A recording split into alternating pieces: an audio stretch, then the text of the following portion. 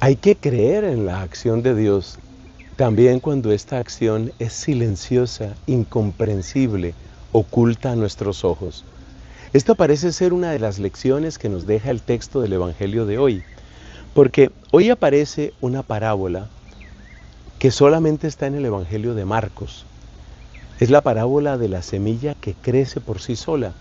Dice Cristo, son apenas 2 frases, dice Cristo que Dios ha puesto su semilla en nosotros. Bueno, de hecho no menciona expresamente a Dios. Dice que el sembrador pone una semilla y se va a descansar y sin que él lo sepa, la semilla crece y da fruto por sí misma. Esto nos está recordando que la obra de Dios no es del tamaño de nuestra mirada. Oiga esa frase. La obra de Dios, repito, no es del tamaño ni de nuestra mirada, ni de nuestra inteligencia. O sea que Dios también hace cosas que nosotros ni vemos ni entendemos. Dios no está limitado ni por nuestros ojos ni por nuestra cabeza. Ese parece ser el sentido, lo cual también significa que si bien cada uno de nosotros debe procurar cultivar su propia viña, según la expresión que utiliza Santa Catalina de Siena, también tenemos que saber confiar en el proceso. También tenemos que saber confiar que el Señor va haciendo su obra y que Él no tiene que explicarlo todo.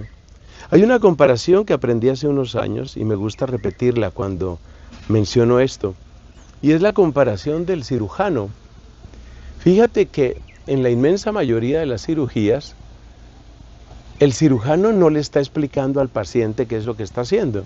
Ahora vamos a cortar aquí, ahora vamos a separar estos tejidos, ahora tenemos que cauterizar acá, ahora vamos... No le está explicando. De hecho, en muchísimas cirugías se necesita dormir al paciente. Hay que dormirlo. ¿Y por qué hay que dormirlo? Bueno, entre otras cosas, para que no esté interrumpiendo, para que deje obrar. Pues algo parecido es lo que nos dice esta parábola, que por decirlo así, Dios también a veces tiene que dormirnos. Es decir, tiene que abrirse paso y tiene que propiciar que nosotros le dejemos obrar. Déjele obrar a Dios. ¿Esto cómo se cumple? ¿Es un descuido? ¿Es una irresponsabilidad? ¿Es un desentenderse? No, no es un desentenderse. Entonces, ¿cómo funciona? ¿Cómo funciona esto de que nosotros dejemos obrar a Dios? Tiene mucho que ver con una palabra en la que Cristo realmente nos da grandes enseñanzas. Y es la palabra angustia. ¿Te acuerdas cuando dice, no se angustien? O tiene que ver con esta otra explicación que se atribuye al Padre Pío de Pietrelcina. Una cosa es ocuparse y otra cosa es preocuparse. Tenemos que ocuparnos en hacer la voluntad de Dios, en hacer lo que nos corresponde. De eso tenemos que ocuparnos.